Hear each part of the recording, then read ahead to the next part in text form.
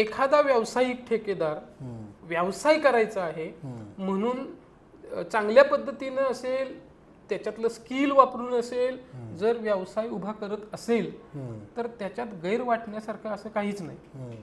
Sir, स्वर्गीय राम सुतार साहेबांनी हा अत्यंत देखणा असा तो महाराजांचा भव्य पुतळा त्यांच्या मार्गदर्शनाखाली तो बनवला गेला.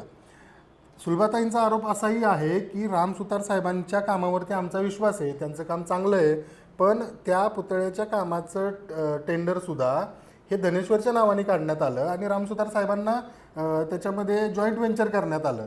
तेच जर राम सुतार साहेबांच्या नावाने टेंडर केलं असतं आणि तर त्याचं श्रेयसुद्धा राम सुतार साहेबांना मिळालं असतं, अशा पद्धतीचा एक आरोप ते करतायत. त्याबद्दल तुमचं काय मत आहे? म्हणजे कसं आहे सर की हा आरोप, अशा प्रकारचा आरोप विधानसभा निवडणुकीच्या दरम्यान झाला होता. त्यावेळेला पुतळ्याच्या मोजडीला तडा गेला अशा प्रकारचा टिप्पणी करण्यात आली. त्या संदर्भामध्ये स्वर्गीय राम सुतार, त्यावेळेला राम सुतार साहेब होते, पण त्यांच्या वतीनं त्यांचा मुलगा शिल्पकार, तेही प्रसिद्ध शिल्पकार आहेत. म्हणजे राम सुतार साहेबांच्या नंतर म्हणजे वृद्धापकाळामध्ये अनिल सुतार यांनी सगळी धुरा कार्यशाळेची सांभाळलेली आहे. त्या अनिल सुतारांनी सांगितलं की याच्यामध्ये म्हणजे तो त्या कुठलंही शिल्प किंवा कुठल्याही स्मारकाचं पुतळ्याचं काम ते स्वतः घेत नाही.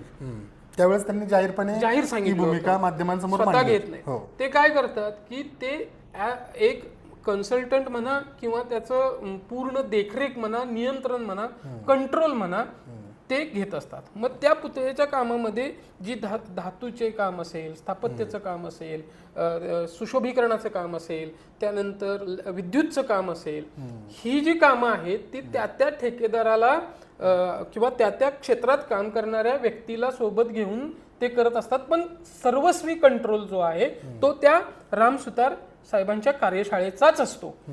आता ज्या दोन विषयांना स्थायी समितीमध्ये विरोध करण्यात आला, त्या दोन विषयांमधला एक विषय स्थापत्याचा होता, एक विषय विद्युतचा होता.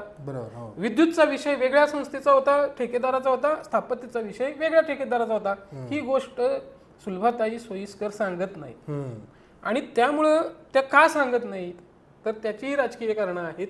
त्यामुळं माझं असं म्हणणं आहे की एखाद्या ठेकेदाराने म्हणजे राम सुतार साहेबांनी जर त्यांना जॉईंट व्हेंचरमध्ये काम करण्याची संधी दिली असेल तर त्यांनी त्यांची पात्रता तपासूनच दिलं असेल ना. अगदी एवढा विश्वविख्यात कार्यशाळा चालवणारा माणूस जर एखाद्या ठेकेदाराला काम देत असेल तर त्या ठेकेदाराच्या गुणवत्तेबाबत काहीतरी त्यांनी विचार केला असेल.